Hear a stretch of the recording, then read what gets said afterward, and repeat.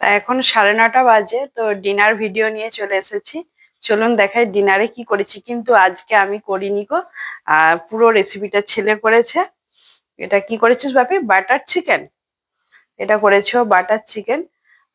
তা একদিন ও করবে রেসিপিটা, আজকে আমার মানে ভিডিও করা হয়নি, একদিন করতে বলবো, আবারও রেসিপিটা আপনাদের সাথে শেয়ার করব। ওর দিদি বলছে মা খুব সুন্দর করেছো, একটু টেস্ট করে দেখেছিল।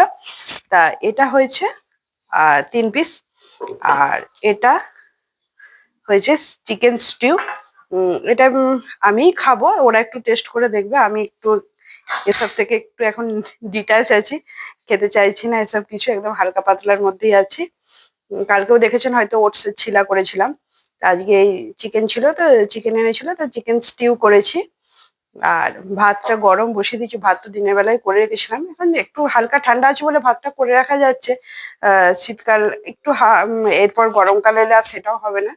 তো যাই হোক, আর ভ্যালেন্টাইন্স ডে উপলক্ষে বর গিফট এনেছে, এই যে গোলাপ দুটো আর রজনীগন্ধা স্টিক।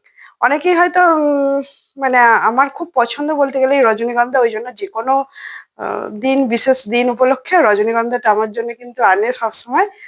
তাই এই রজনীগন্ধা এনেছে আর গোলাপ এনেছে, আর তার সাথে আমার পছন্দের সব থেকে আইসক্রিম। তা এই হলো ভ্যালেন্টাইন্স ডে গিফট।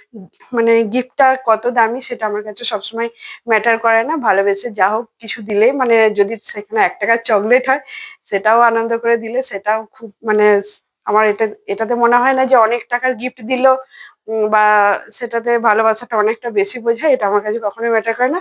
আচ্ছা, তুমি ক্যামেরার উপরে আছো, তুমি কি বলতে চাও ভ্যালেন্টাইন্স ডে উপলক্ষে?